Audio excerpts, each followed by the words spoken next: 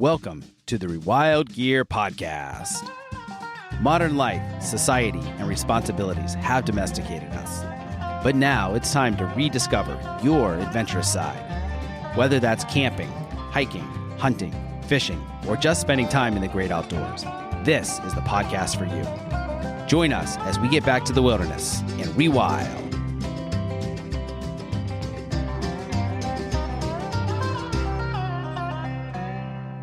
Welcome to the Rewild Gear Podcast. I'm your host, Seth Spears, and I'm here today with Chris Whitcomb.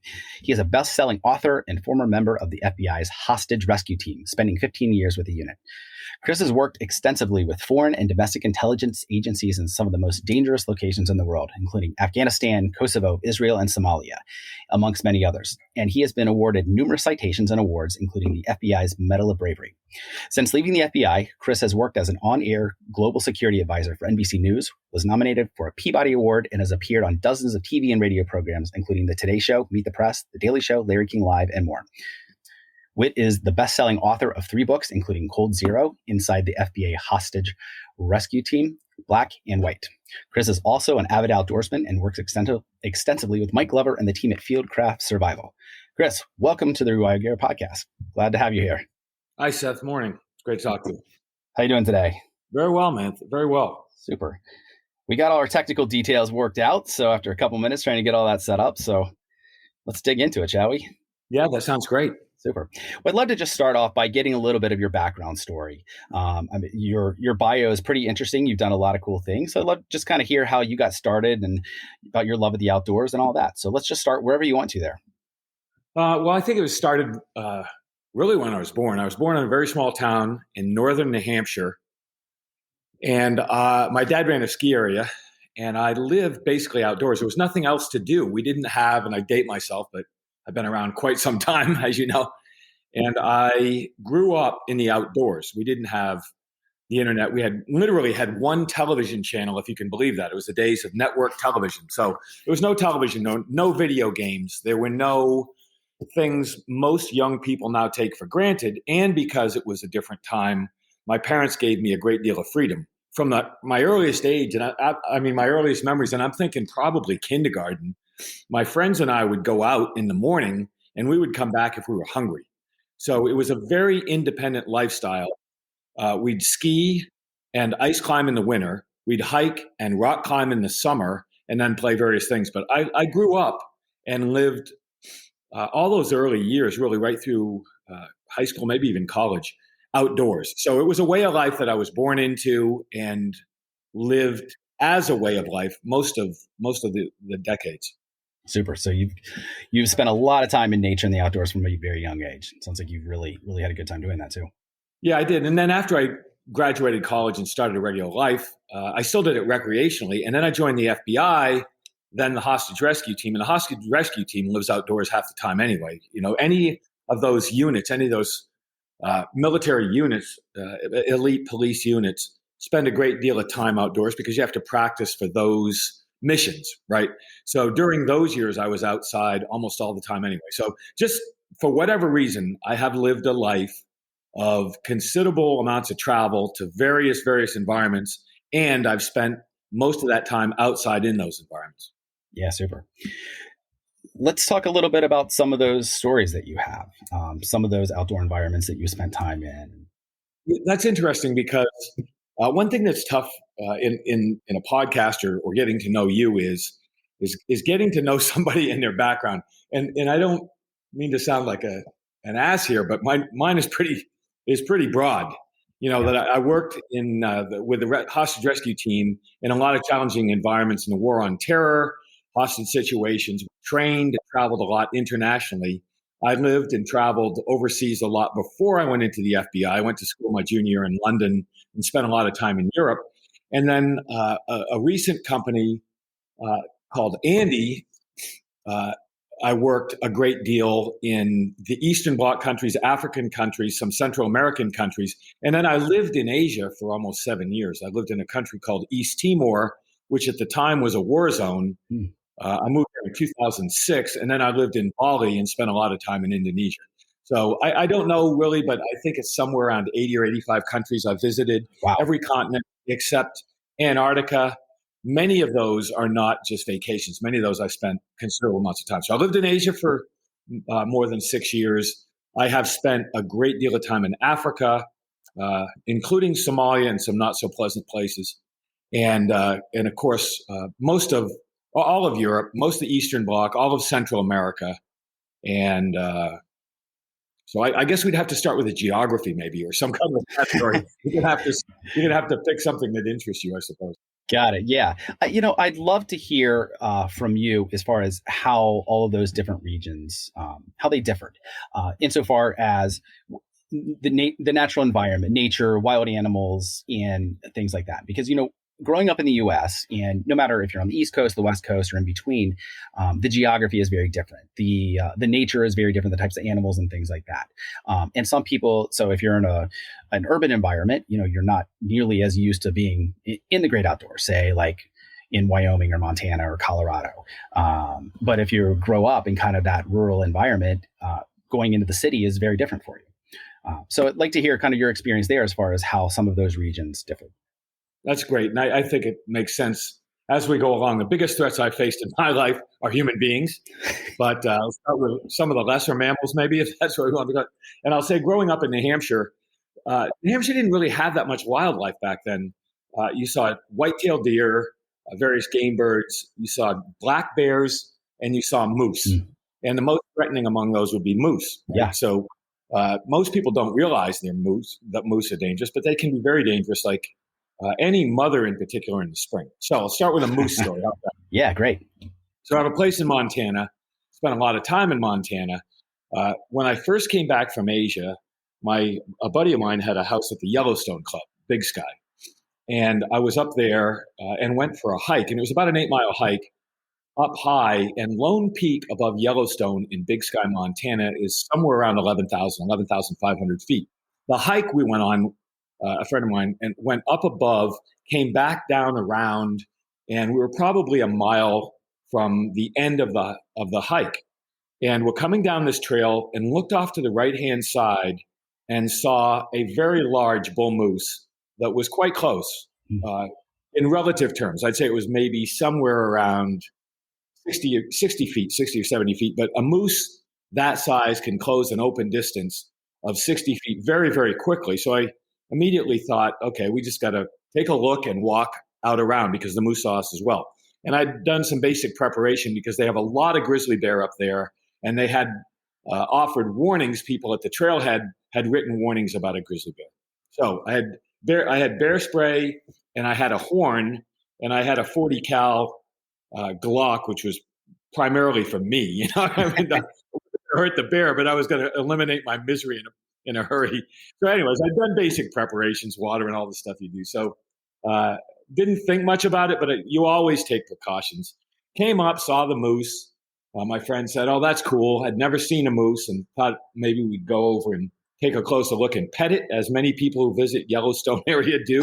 Suggested that's a bad idea, so we walked. Not the smartest idea. Not the smartest idea. But as you well know, Seth, many people have ideas that don't seem, they're not so smart in the end. So I said, no, we're going to go out around. We're going to get out of the bull moose's view plane, walked off the trail through the woods, and just came back out on the trail maybe 30 yards away. Came back out. I could still see the moose out behind. The moose had kind of forgotten us, but I was looking back over my shoulder to the right, standing in the trail, and felt fairly comfortable the moose was no longer an issue. Heard a hellacious rumble, looked off to my left, and saw a huge grizzly bear appear from the woods where we'd just been, run across the trail and into a clearing back in the general vicinity of the moose. So looking at the moose, heard the noise, turned my head, and by the time I turned my head, the bear was already on the trail and not more than, I don't want to exaggerate, but not more than 25 feet. Wow. At the very most. I mean, it was very close. You could almost feel the rush of the wind. But the bear was moving laterally across in front, ran into a clearing, and then through the clearing disappeared in the woods. So could see the bear for something like I don't know, 8 or 9, 10 seconds, which may not seem like much, but when there's a grizzly bear in that close proximity, it did seem like quite a bit of time. So had that bear chosen to run across and away, it did choose that. Had it chosen to come at me, I would not be here to tell you the story. So I was very fortunate that I'm one of those rare people that had a close, proximal encounter with a grizzly bear in the wild and have a great story to tell about it without any prostheses. Yeah, for sure. I saw a picture last week of two guys that had gotten attacked. Probably close to there, right? You see a lot of bear attacks in Montana because people hunt. We hunt elk, hunt deer, and oftentimes people have encounters with bears. And I've lived my life with guns from the time I was a little kid, and then on the job. And I think a lot of people read or watch YouTube channel depictions or whatever of encounters with bear, and there's a false understanding that maybe bear spray will work or that you lie there. If you've watched Revenant, you've watched all these bear things where people do various things to bears. Nobody really knows.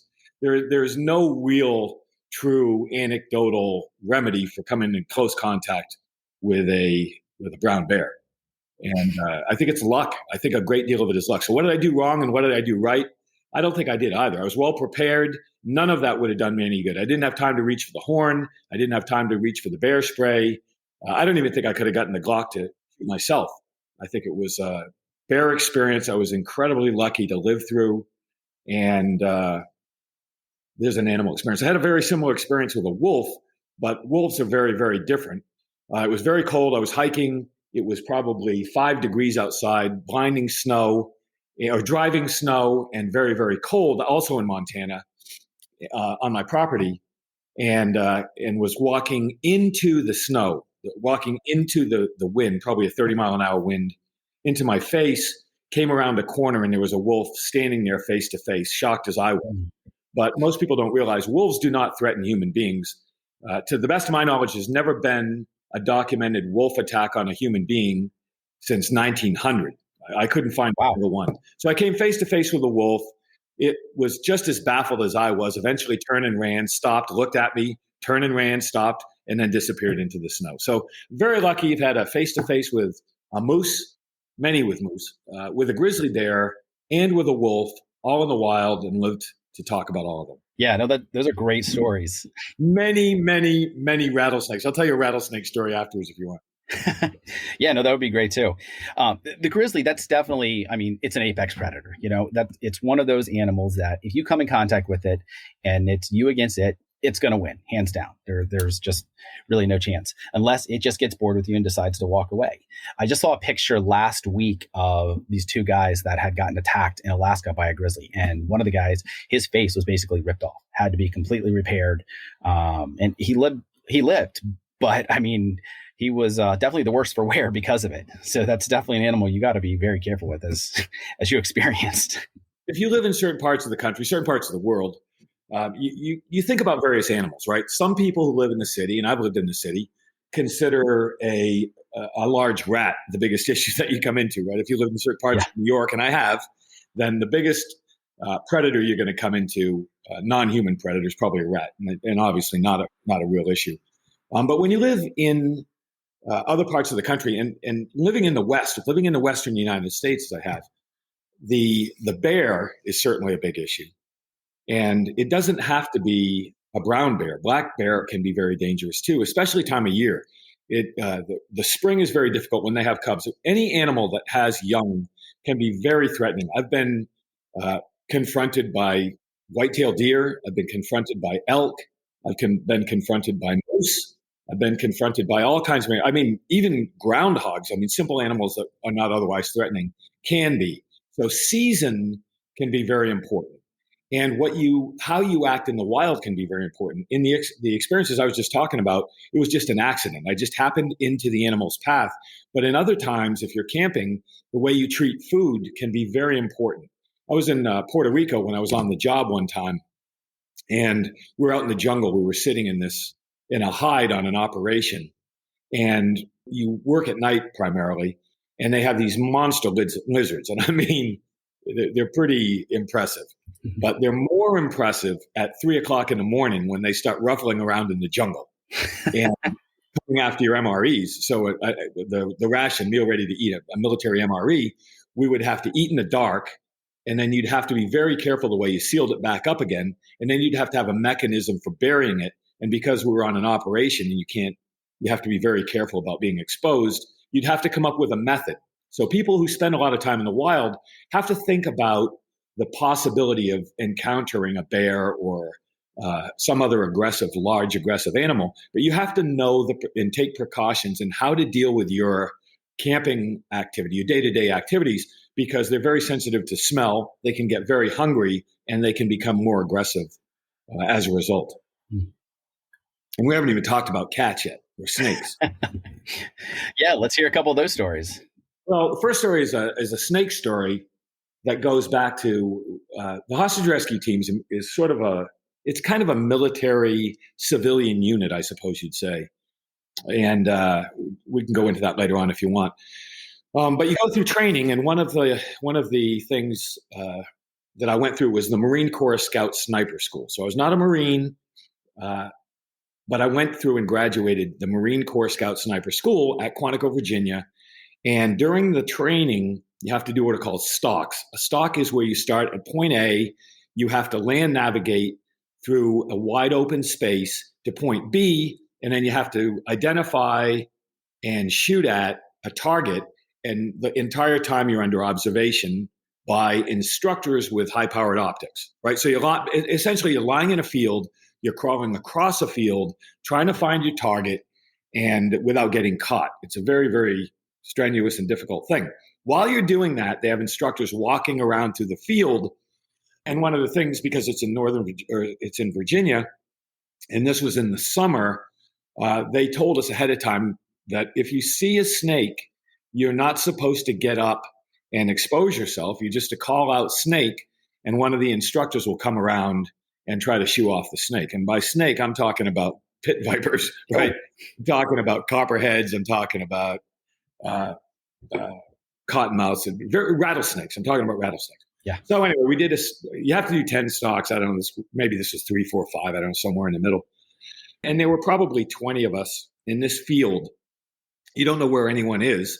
You're very busy, and it's a very slow, methodical, difficult process to crawl through an open space under observation to try to shoot somebody, right? So anyway, I've got my mind on business. All of a sudden, I hear somebody yell snake. They're probably, 30 feet off to my right. I can't tell because I'm face down crawling through the tall grass. And so I know, okay, there's a snake, whatever. And then I hear another guy yell snake, and he's probably 15 feet away. Then I hear another guy yell snake over a period of time, and he's just off to my right. So the snake is obviously trying to get away from those guys, and he's coming straight at me. Lovely. So I go, all right. I can see probably 8 inches away because I'm crawling through the grass, moving very slowly. I'm wearing a ghillie suit. I got this rifle that I'm dragging, and I'm trying to graduate Scout Sniper School. And the snake's a pain in my ass. I don't want to deal with it. But there's a snake coming my way. So all of a sudden, I hear a yell. I won't say a scream because there's a Marine, and Marines don't scream, I guess. I can't say that they do. But I heard a loud exclamation. I look off to my right, and I see a young Marine stand up, and he's got that snake hanging off his face. Oh. It had bit him in the face. Oh, no. He's lying down, and he stands up, and he's got the snake hanging off his face, and he was quite close to me. So that was a close encounter with the snake that, once again, I dodged, and I was very, very lucky. And since then, I've seen, living in the West, you see countless snakes. I've killed them with shot. I've killed them with shovels. I've killed them with a lot of different things. But it's not that I'm into killing snakes. I would just rather not have one of my horses or one of my friends or a tourist or somebody else get bitten. So just out of convenience, the world has plenty of snakes, and I've done my best to eliminate a fair majority of them. Yeah, that's interesting because we have this weird relationship with snakes, especially venomous ones, because if you get bit, that's bad news. I mean, depending on how venomous it is, you can die pretty easily, very quickly. A coral snake, like here in Florida, we have a lot of those, and those are dangerous. Pygmy rattlesnakes are an example. And just a quick story for myself, as far as a pygmy rattler goes, myself and my two sons and one of their buddies, we were hiking in the state forest last week, and my son was barefoot. He decided he was going to hike barefoot, and he almost stepped on a baby pygmy rattler. It was no longer than, say, 8 inches, but it was curled up and almost got him. And I saw it just in time and grabbed him away. And then I killed it because obviously I don't want him to step on or anybody else who's hiking on that trail, because they are pretty trafficked trails. The dangerous thing with the baby venomous snakes is they can't control their venom like a lot of adults can. So they just keep squirting it if they bite you. And so you're a goner if you get bit by one of those often. So that can definitely be something you got to look out for quite a bit. No, I agree 100%. And spent a lot of time in Texas. I had horses in Texas, spent a lot of time there. And I had the same experience growing up in New Hampshire. My early days with snakes, I didn't realize that. So my buddy, a friend at the time, had an outdoor film festival in this field. Yeah, he's an actor. And at the end, I was walking out and I saw this little rattlesnake, and I just walked around it, and the guy came up and stomped it and said the exact same thing. I didn't realize, but young, small snakes are more dangerous because they don't know how to control the dose. Yeah. Which is obviously a problem. And I want to restate one thing. Living in the West, or in many parts of the United States, most pit vipers, in my experience, are not aggressive. They won't attack you. They try to get away. Many don't even rattle anymore. And I've been told that was a genetic thing or an evolutionary thing. I don't know if that's the case. But I've seen more snakes that did not rattle, and I'm talking about vipers, obviously. Yeah. I've seen more snakes that did not rattle than snakes that did rattle. So I don't know about snakes in your part of the world as much. I've spent a lot of time in the swamps down there in Louisiana. But anyway, my point is, my experience with pit vipers has been they're not overtly aggressive. They tend to be more shy. But I know some species of snakes are very aggressive and can be very, very dangerous. Yeah, like water moccasins. We have a lot of those down here as well, and those guys will chase you. They're very aggressive. Wow. You want to stay away from them. Yeah, that's a whole different game. Yeah, those aren't any fun. Chris, you've told some great stories here about some of the animals that you've experienced. What would you say is your most memorable outdoor experience, and what did you learn from it? Oh my God, I think we'd have to say most memorable in terms of enjoyment, or most memorable in terms of almost dying. Either one. I mean, let's hear the dangerous one. Let's hear the one of almost dying, and then the most enjoyable too. Oh my gosh, I'm trying to think of outdoor experiences that. All right, well, since we're telling the stories here, in 2006, I was working. I had a company, and I took a contract with an intelligence agency. In 2006, both the Iraq War and the Afghanistan War had geared up, slowed down, geared up, and they were full on again. And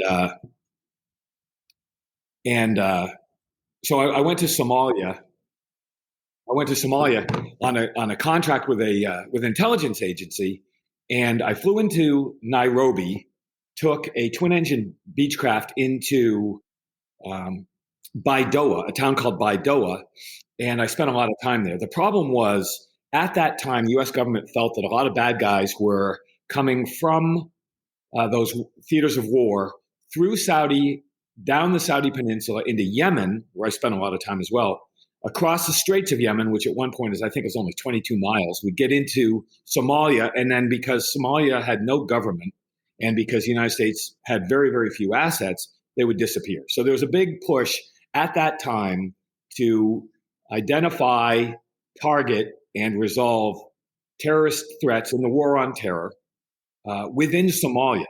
So being the genius that I am, I thought, yeah, I'll take that gig.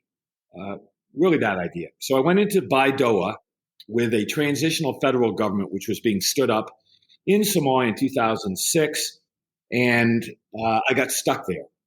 My exfil plan was to get on. There's a fleet of King Air, or there was at the time a fleet of King Air 500s flying out of Nairobi, Wilson Airport, the civilian side, and they would deliver khat or mira, or it's this mildly narcotic, or it's not narcotic, mildly euphoric thing that you chew that's somewhere between Copenhagen and eating peyote, I suppose. I mean, it's Okay. very, very popular in Africa. So the planes would fly in, they drop this stuff off, and then the intelligence agency or agencies would use those planes to ferry their various interests through Africa. So I'm in Baidoa, Somalia.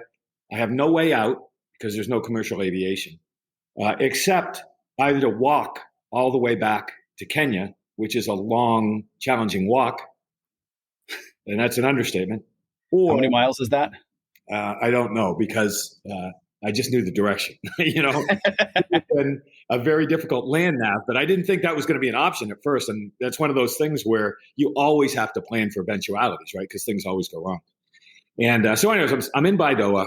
I've been there for quite a long time. My money's running out. I had a full technical. I had 14 guys in an old Toyota pickup truck with a 20 millimeter Dushka in the back, which is that's an interesting story. Dushka is a type of, you see like Black Down, whatever, you see those technicals driving around and that machine gun in the back, the belt fed in the back is called the Dushka, which is a DSHK Russian machine gun. And in Russian, Dushka means sweetheart, so they would call it sweetheart. So anyway, I had a crew, I had a couple chain guns, I had that, and a bunch of kids. Really, they're all young. But my money started to run out, and because of other obligations or other commitments, my controllers were using the planes for things other than getting me out of there. So I kept conveying that I was getting more and more. The situation was becoming more and more troublesome, and I'd been there for quite some time. And I couldn't get out. I couldn't get out. So at that point, the bad guys had found out where I was, and the good guys there were telling me that the bad guys were going to find me and get me. Right, in very simple terms. That's a problem. It's a problem. So even though Baidoa was, by definitions, a somewhat urban area, that really meant that they had piles of rubble. And some of those piles of rubble were more habitable than others, but it was a very, very rough place in those days. So I ended up having to stay basically hiding between two walls outdoors for quite a number of days until I could get out of the country. And that was pretty challenging. It was very dry. There was no water. And I was being chased by an alpha predator, and that alpha predator had a machine gun. So that was not a bear story. I was not in the wilds of Montana. I was kind of in a wild outdoor space within what many people would call a town or a small city. And it was a very, very threatening environment. But I think my point in this whole story is it doesn't really matter what those elements are. You could be stuck in New York City in Central Park or between buildings, and you could be as threatened by nature as you are in the middle of the Amazon jungle. That survival, in my opinion, survival is confronting adversity in the most intelligent manner and taking care of basic precautions, which are food, shelter, and medical issues, for lack of a better word. So one of the most threatening outdoor experiences of my life was in Africa, outdoors, hiding from human predators, but facing all of the environmental difficulties that Africa you can confront in Africa, which would be heat, sun, lack of hydration, and lack of food. Yeah, you bring up a good point as far as survival goes. No matter where we are, what we're doing, like humans' basic instinct is to survive, no matter how much adversity we go through, how much pressure we're under, if we're out of food, out of water, being pursued by an animal or a person or anything like that. So I'd like to hear some of your tips as far as basic survival, no matter where you are. Well, listen, I know it's very popular right now, and I embrace it. There's so many companies that do such a brilliant job because the two longest wars in American history, Afghanistan and Iraq, really brought a lot of the military units to the realization that they have to train for those threats because in many, many, many cases in the military environment or law enforcement environment, we have learned that the environment itself can be more dangerous statistically than the enemy. And because of that, the military has gotten much, much better with their schools. The various government entities have gotten much, much better with their training. And then many of those guys have come out and they've started their own companies, and they've done a brilliant job in like Fieldcraft. You mentioned Mike Glover and Fieldcraft. They do a brilliant job of teaching training based on real life experiences. When I was a kid growing up, those schools really didn't exist. Let me backtrack. They did exist. The 10th Mountain Division used to train in Special Forces. Green Berets used to train at Cannon Mountain, where I grew up in Franconia, New Hampshire. So you would go out skiing sometimes, and you would see those guys in the winter in camouflage clothes hiding on the side of the ski slopes and go, I'd say, Dad, what the hell was that? So they did train, and it was important, and it goes way back. But you didn't see it in the same way. And I've been through all those schools since. So my point, I think, was that I grew up learning how to do that because it was fun. And I grew up learning how to do that because there was nothing else to do. It was a lifestyle. But we didn't have the formal training. We had the anecdotal evidence that if you didn't do certain things, you're going to die. Number one, in my experience, from the time I was a small child getting lost in the woods, is the number one thing I would recommend is finding shelter, because your body can go for a very long time without food. It can go for a fair amount of time without water, but exposure to the elements can kill you very quickly. And it doesn't have to be that cold. I used to love the show Naked and Afraid for certain reasons. And I know that everybody would disagree with virtually everything I say in a podcast environment, right? But in my experience, the metaphor of surviving naked in an outdoor environment is some of the best instruction you can get. Because if you do not take care of your body in terms of the outside environment, I think it's what will kill you the most quickly, in my experience. And I know people who have gotten very, very, who have been threatened physically. And I remember from when I was a kid, 2 people dying from exposure when it was not even really that cold. So those who think that you've got to go out and that you don't have to worry and freeze to death if it's not below freezing, that's not the case at all. You could be wet and cold in 40 degrees, and you could die from hypothermia. And Naked and Afraid just showed that metaphorically, that if you have nothing else, the first thing I would do is find shelter from the sun if it's hot, from the elements if it's cold. And then, of course, the worst thing that can happen, in my experience, is getting wet, because getting wet changes everything. Getting wet with your clothes on, you can have the best gear in the world, and I don't care what you're wearing. If you get wet in an outdoor environment, you're at risk far more quickly than starvation or dehydration or anything else. So number one, shelter. And we can talk if you want about what I think the most simple shelter should be. Sure. Let's hear that.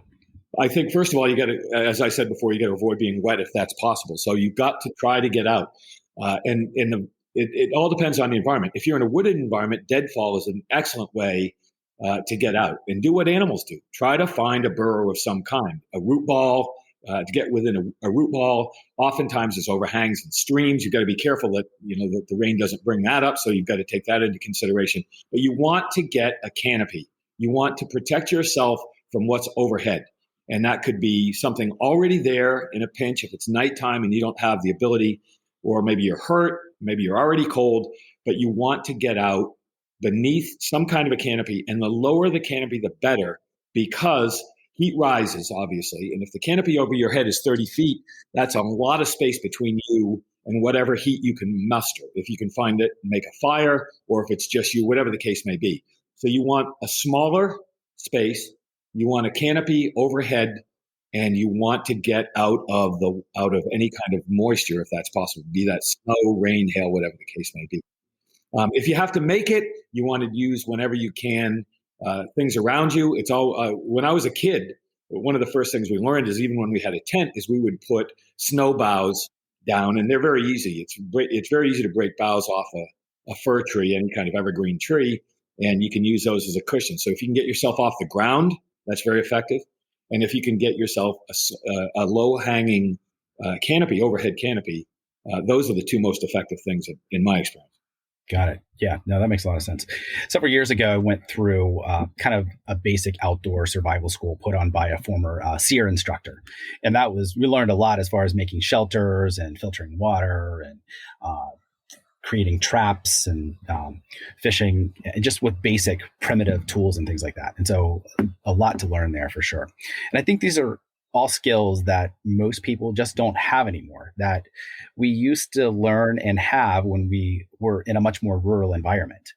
Do you see that as something that needs to come back, that everyone should have some of these skill sets and not just suppose that we're always going to have our iPhone in front of us and we can call for help, or that, that we no longer need these skills?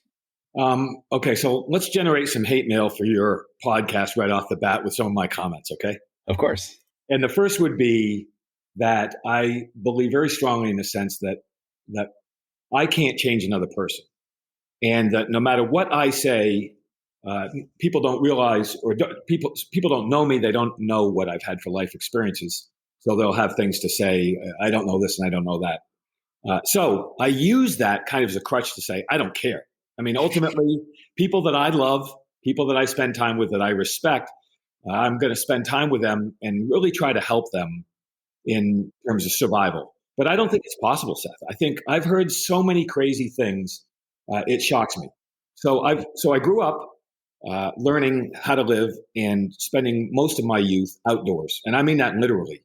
Summer, winter, fall in northern New England, where we'd camp out at 20 below zero, and we never thought it was a hardship. It was just something that we did. Then I went through most of the military schools: SEER, 10th Mountain, cold weather survival, Pickle Meadow, and the Marine Corps schools. All of those schools. There's a million schools, and I've been through quite a number of them. And we used to practice it day in and day out. On the job, we would live outdoors in the winter, outdoor in the desert environments, all of those. So I say that only for this reason. I'm not bragging. I'm just saying, in terms of experience, I think there are basic things people can do. And I think many people don't listen to those. And that we live in a time, as you just said, when people have trouble navigating apps on their cell phone and really couldn't get to the bus stop unless they had somebody telling them how to do it. So culturally, I think very, very few people know how to survive, even in basic day-to-day outdoor situations. And I think, I think that's a shame, but I think it is endemic, it is systemic, and it is difficult. I don't know really what we can do unless somebody wants to engage. And that's what you're dealing with now. You're helping people. You have a perspective. Those that choose to engage and listen to what you have to say are going to benefit. You might save their life. I don't think that's the case, though. I've got 4 kids, great kids, wide interests, but those 4 kids are used to map apps on their phone and have very little idea of how to survive in the outdoors. Yeah.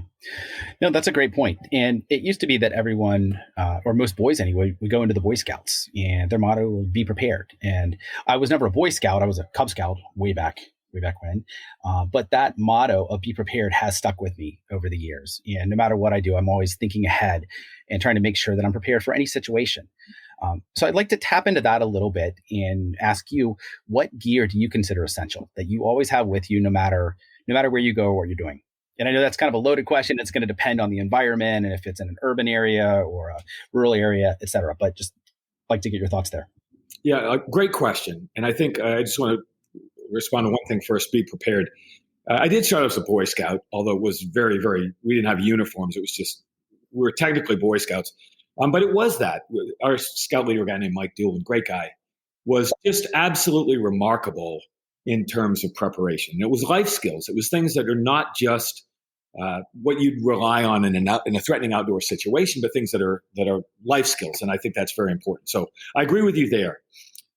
In terms of day-to-day things, my perspectives are slightly different because we're talking, if I'm in Montana or in Missouri and I'm outdoors, I have a very basic pack that I take in a 4-wheeler, on a horse, or if I'm hiking. And I have let's see, I guess, let me just start with the simplest. If I'm just walking around in an urban environment, I'm probably carrying a gun. So that's another thing. That's an entirely different question. But a threat is a threat is a threat. And we live in difficult times. Am I a gun nut? No, I'm not. Do I want to get in a gun conversation? No, I don't. But I can carry anywhere I want.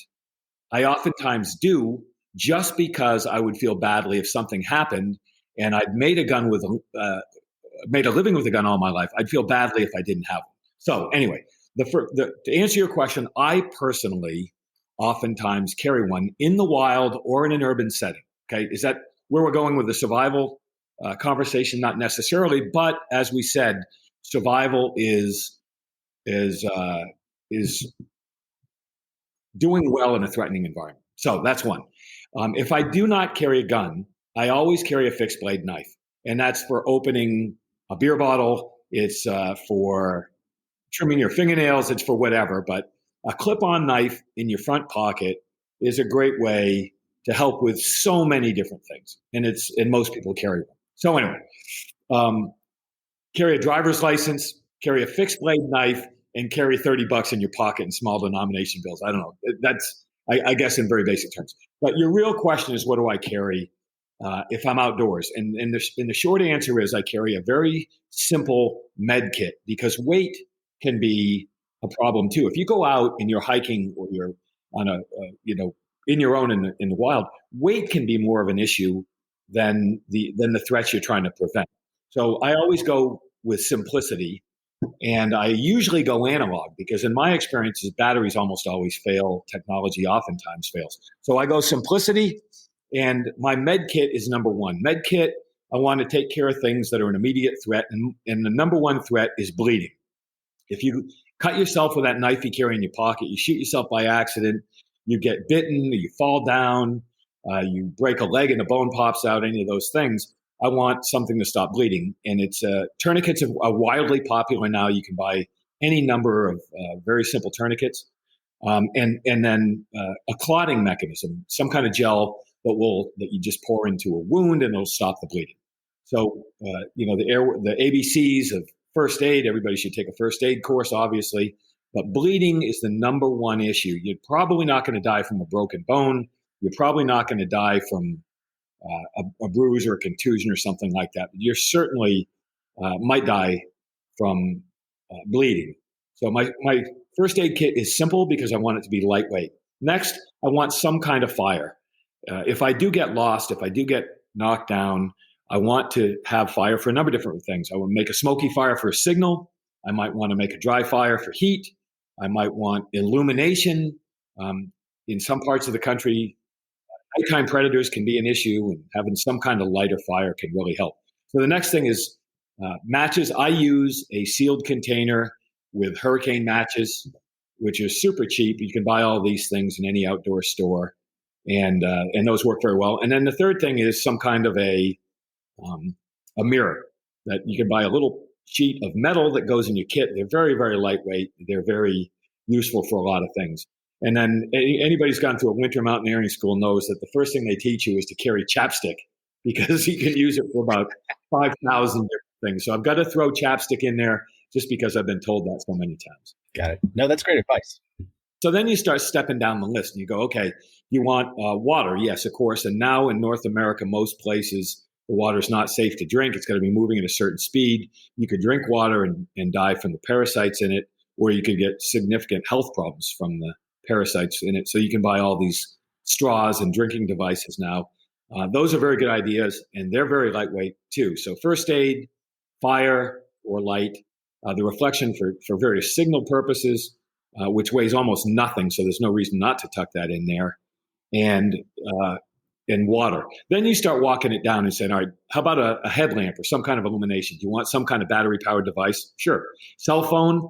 In many, many environments, the cell phone is the number one thing you can carry, just because you can make a call now. I mean, people call from the summit of Mount Everest, right? When they're hiking and climbing. It's not always the go-to, but a cell phone might be your best survival mechanism in many situations.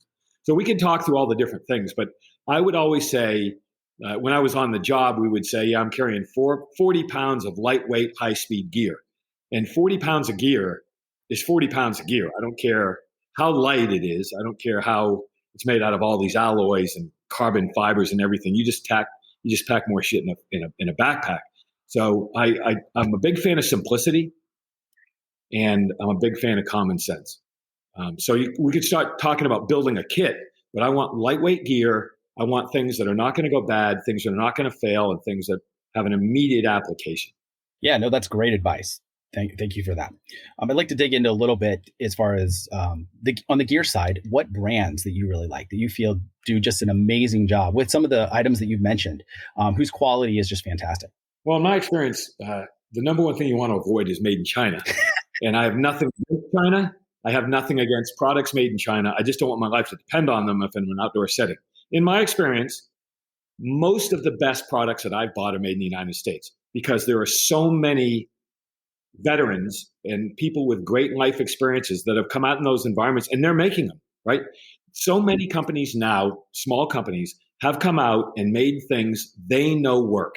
And you can buy those kits ready-made. You can buy packages go online, you can find these established companies that are run by veterans from special operations groups. It might be Delta or SEAL Team 6 or Special Forces or MARSOC or any of the various groups, but they know and they're building these things because their lives have depended on it. So first thing I would say is save yourself a lot of time and aggravation. Just find somebody you trust and go with what they recommend because they know their lives have depended on it.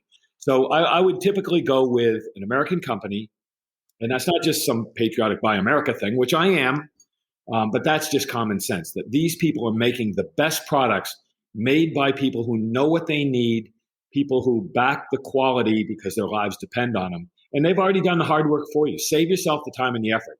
So in terms of clothing, there are so many brands. I think this thing's Patagonia. Patagonia is a great company.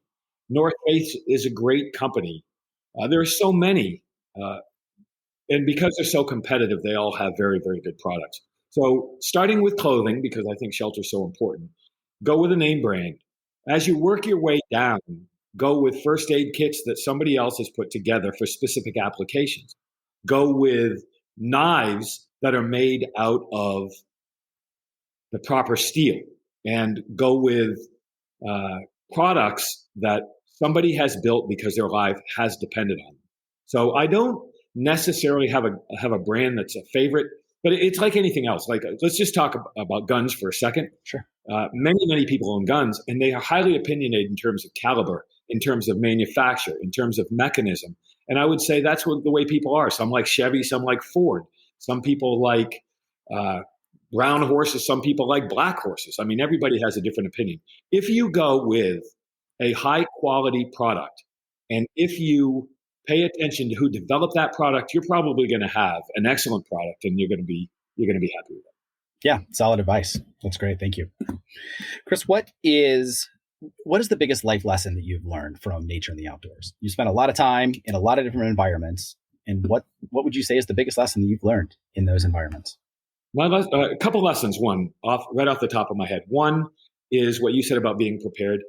I always try to be prepared, and I always try to think ahead. And I always, even though I've been out of the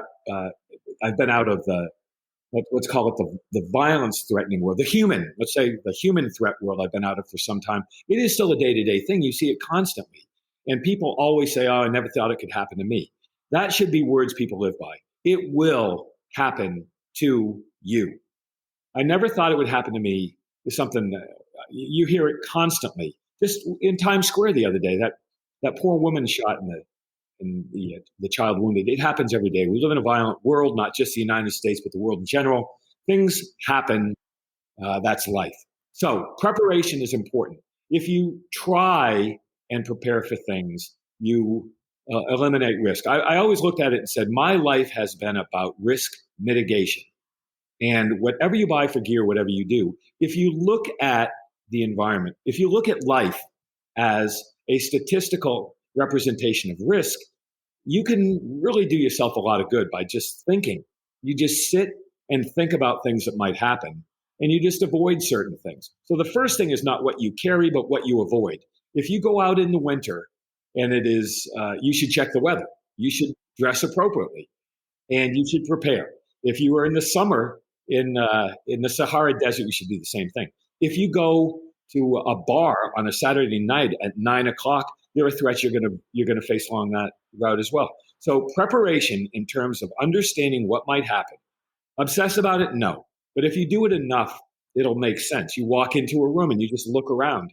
Even by habit, I go into a space and I look for exits. I look for threats. I look for all of those things. And I do the exact same thing whether I'm in New York City or whether I'm in the wilds of Montana. It is the exact same mindset. It's the exact same process. What are the basic things I might encounter, and how do I avoid them? Don't walk down a dark alley in a threatening neighborhood at 2 o'clock in the morning when you're drunk.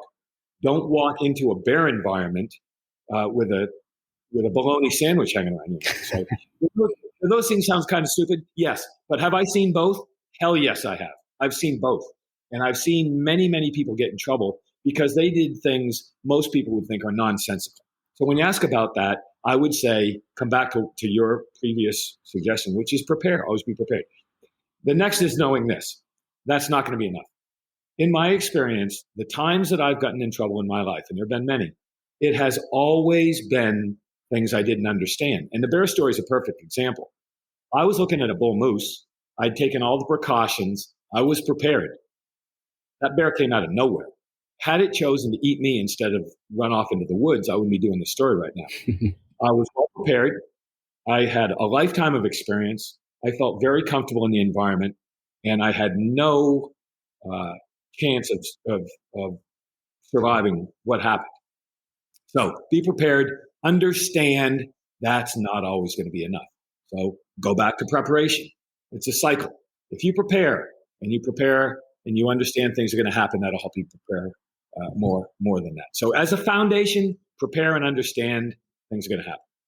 Do you think that mindset of being prepared and always looking around and seeing your surroundings and just making contingency plans, is that something that you've learned because of your vast experience? Or do you think that that's something that you are somewhat ingrained with? And I've heard different people explain it different ways. And some people think it's one, some people think it's the other. So curious about your thoughts there. Great question, Seth. And I think it comes down to this. When I was a kid, I still remember the first time I really got lost. And I mean, I was a very young, let's see, I must have been maybe 7 years old, 7 or 8 years old. A friend of mine and I were out in the woods, thought we knew what we were doing, got lost, and learned at an early age what we didn't know. And I still remember to this day what things looked like and sounded like and what I felt like, thinking it was getting dark and it wasn't going to go well. So it was different in those days. I was a little kid. So it was, in those days it was the ghosts and stuff that goes bump in the night, but, Sure. Not starvation and dehydration and those things. But it didn't matter because once you start feeling that vulnerability, you get into a cascading death spiral of bad decisions. And I've always said the same thing. In my experience, every bad experience that went really badly started with a very, very small event. And I've seen it over and over again. The best preparations, the best conditions, usually it starts with something very innocuous. It starts with a very small decision that doesn't go well, and then it goes precipitously downhill from there. And you have to break that chain. I would say as you prepare, as you understand that things don't always go that way, understand there is a chain of events that almost always leads to disaster.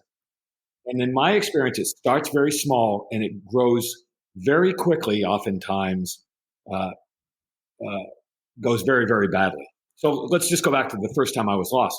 Oftentimes when you get lost, people will tell you to stop, find shelter, and hunker down and let people find you. And you can watch endless television shows, and I've watched many of them, where they'll find somebody a mile from their clothing because they get cold, people get cold, they get hypothermic, they start to freeze. And there's a phenomenon, I can't remember what it's called, there's a phenomenon where people take their clothes off and then they just wander off. And that just makes it more difficult for people that are looking to find you. If you get lost, stay where you are. Try to make it a safe environment, as safe as possible, and stay put until somebody can find you. If you're a moving target and they're trying to find you, it makes it more difficult.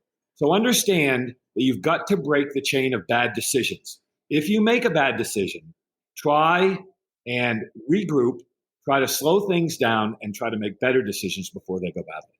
So I learned that very early on. Then when you go through all the schools all know that now. So it doesn't matter if you're going to SEER, it doesn't matter if you're going through any of the military survival schools, and there are millions of them. It doesn't matter if you're going through a now civilian survival school, like Outward Bound. When I was a kid, Outward Bound was the big program. There were several of them, but that was a great program too. But that's what they do. It's mindset. Survival is mindset. What you carry for gear really doesn't compare to what you carry for knowledge and decision making. The number one piece of kit, I guess, when I look at it now, is your mind. What do you think? What do you know? What do you care about? What decision making will save your life? And so some of it is what I learned School of Hard Knocks growing up, and some of it is what I learned to refine in schools over time. And I don't know how many, Seth, but I'll bet I've been through a dozen survival schools, and I've lived outside for, I don't know, 50 years. Wow, great. That's a fantastic answer, Chris. Whit, I'd like to dig into some of your books a little bit. I know you're an author. You've written several books, and you're in the process of writing another one right now. Why don't you tell us a little bit about those? Well, the first book I wrote, and I got to say, I started out life wanting to be a writer. People don't even know what that is anymore because people don't read anything. Most people right now, unless it's on their phone. That's what I was going to say. I agree with you 100%. People text, and the writing world has changed a lot. But when I was a kid, writers oftentimes were. Let's use Hemingway for an example. I wanted to make a living as a writer. You can be a writer and write and not make a living at it. I wanted to make a living as a writer in the model of my romanticized version of Ernest Hemingway, who for a long time, and I know people say this is things about toxic masculinity, all this bullshit, which you're talking to the wrong guy if you start talking about that stuff. But Ernest Hemingway lived a crazy life of adventure. And he did pretty well. I mean, he was in 2 plane crashes in one event, right? He was in a plane crash. He got saved, and the plane that came to rescue him crashed, and he beat the window open with his head. He escaped a plane crash by beating the window open with his head and caused very significant damage to himself. But whatever you think of Ernest Hemingway, he lived a life outdoors. He lived a life of adventure in war and in marlin fishing off Cuba. Any way you want to look at it. So when I was a kid, I grew up, I wanted to be that. I wanted to live a life of adventure. I wanted to write about it.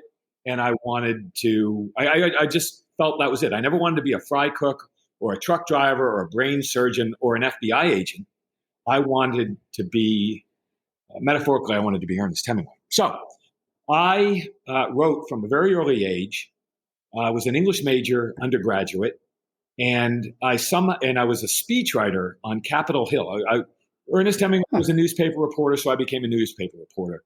And then somehow I ended up being a speechwriter on Capitol Hill in D.C., and that's when I decided I wanted to go into the FBI. So I made a living the early years of my life as a writer, a magazine writer, a newspaper reporter, and a speechwriter before I went in the FBI.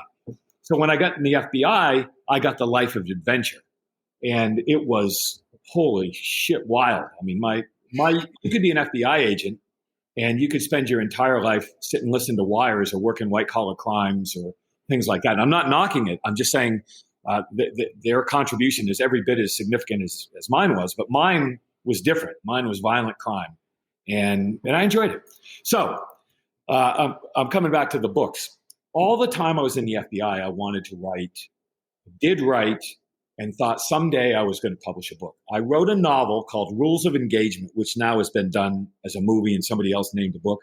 But I wrote my first novel while I was on the hostage rescue team in my spare time, and I never sold it. And so my first book was never published. And then because I have a lot of crazy stories, but in my life, because of what I did for this job, and I was 3/4 nuts, I became friends with some people in Hollywood, and eventually with friends with a guy named Peter Berg, who was a very, very successful and remarkable director. He's a brilliant writer in his own right. We became great buddies and hung out with him, and hanging out in that world. So I was hanging out with, at the time, who were actors and musicians. Like I don't even know, like Madonna, Taya Leone, who was a very early friend, Sheryl Crow, the musician who was going out with a close buddy of mine. Anyways, endless. Anybody that was somebody at the time, I was hanging with all the time. So I'd go and I'd do a mission. I'd go back to Quantico. I'd drive up to New York and hang out, or we'd go to LA, or they'd come down to Quantico. It was crazy times, but really fun times. So I tried to publish my first book. In those days, you would send a query to an agent, The agent would look at your presentation and they'd say yes, no, or go to hell. And all I got was go to hell. Couldn't get arrested with my novel, which bummed me out, but I kept trying. So one day I go and I do this gig. I go to New York with this crowd. That's why I brought it up. And this place in Soho called the Mercer Hotel it was just opening. And the Mercer Hotel has been, that story where Russell Crowe threw a phone at the desk clerk, that was at the Mercer Hotel. At the time, it was the place, right? It was, Mercer and Prince, I think. But anyways, the point of the story is I go up there, I think we're going out. My buddy Pete, the director, at the time an actor, says, no, we're going to have a card game. And I said, what do you mean we're having a card game? I don't want to play cards.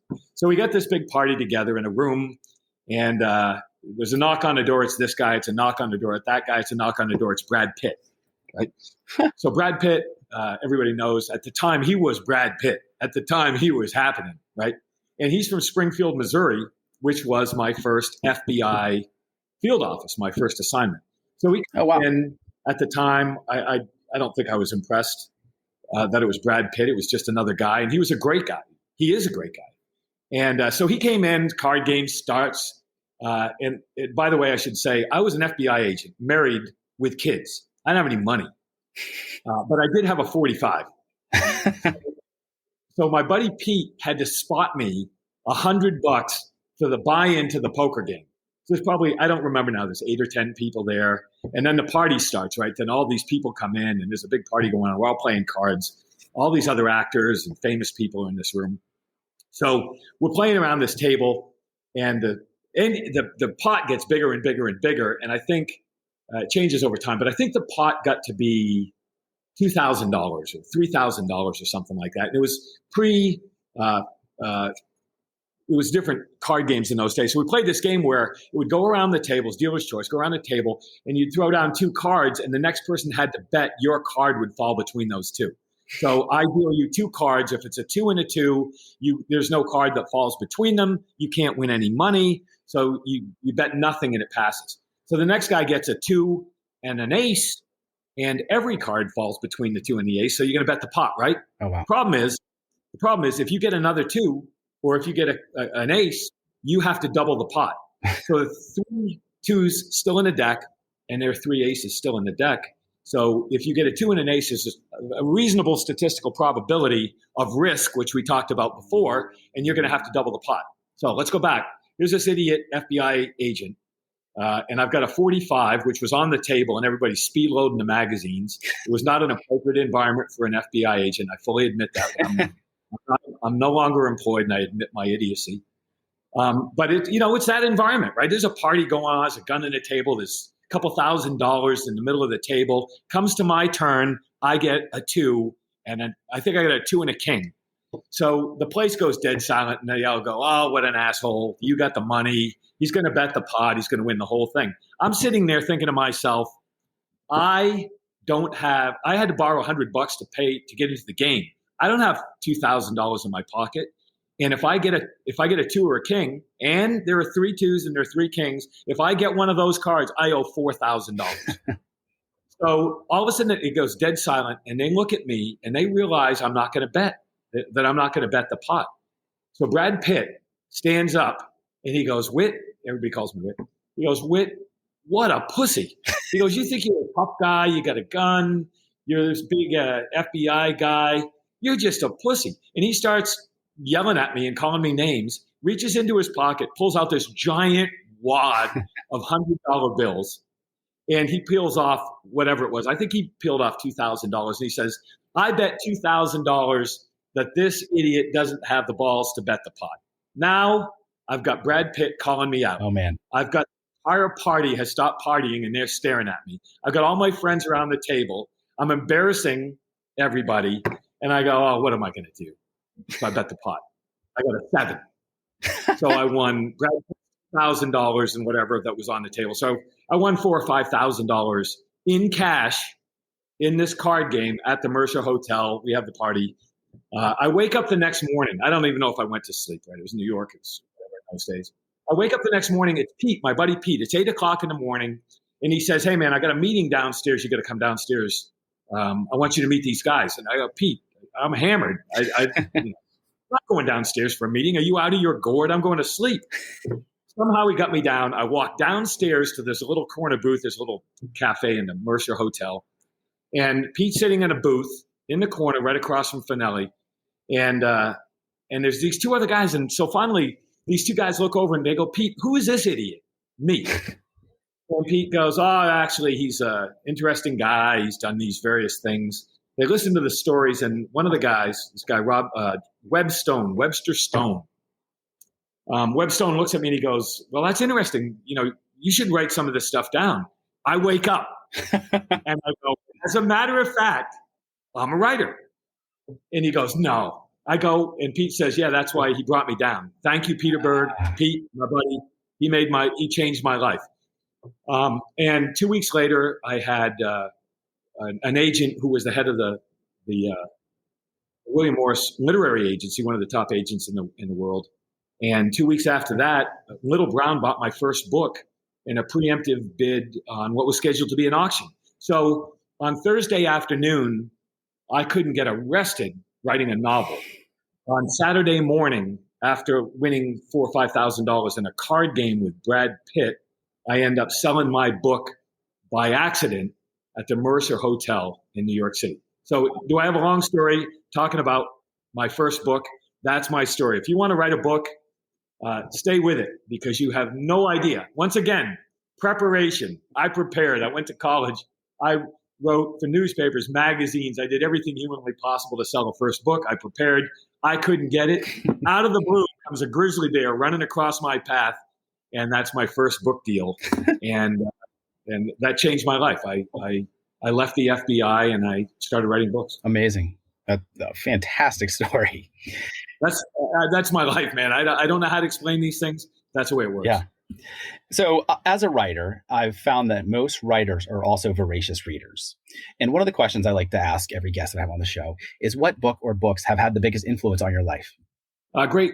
Man, you ask fabulous questions. And there are different books. And I would say The Sun Also Rises was one of my first books that really mattered just because I was so obsessed with Hemingway. I mean, my junior year in high school, which was a long time ago, I jumped in a car with a buddy of mine who had like a 1974 Pinto or something like that with a couple of lacrosse sticks and 2 cases of beer.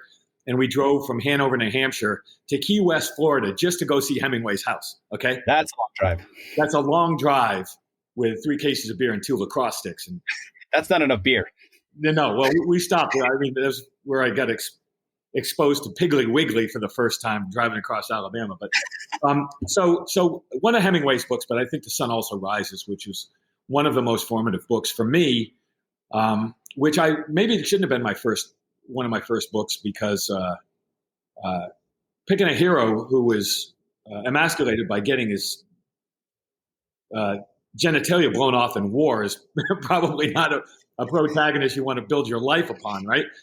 Sure. But then all the other books that came around. So I was an English teacher for a while, and we taught Catcher in the Rye. Like everybody who's ever gone to school has written Catcher in the Rye, as if nobody's ever come up with a better book to teach, right? I think they still teach it. But Catcher in the Rye was a formative book because I wanted to be Holden Caulfield. I wanted to be standing at the edge of a cliff catching kids when they came off the cliff, And that's why I think part of why I went into the FBI. So that was a formative book. But as an adult, I changed a great deal.